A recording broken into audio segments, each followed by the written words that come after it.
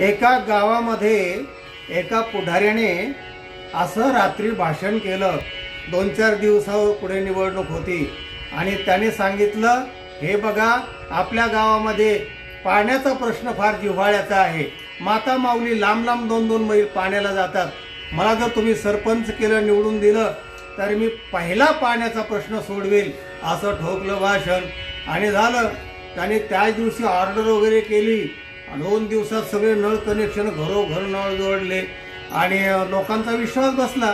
आणि दुसऱ्या दिवशी निवडणूक झाली आणि हा मताधिक्याने निवडून आला आणि लोकांनी डीजे लावून सुरू केलं गाणं, शांतामाई शांतामाई करून सगळे मोठे नाचले आणि त्यांना कोरड पडली. आणि पाणी प्यायला नळावर गेलं तर पाणीच नाही नळाला. लोक म्हणले, अहो सरपंच, नळाला पाणी नाही आहे. म्हणला, मग मी काय करू? मी तुम्हाला घरोघर नळ कनेक्शन देईल असं म्हटलं होतं, पाणी देईन असं म्हटलं नव्हतं. लोक म्हणाले, अहो मग पाणी?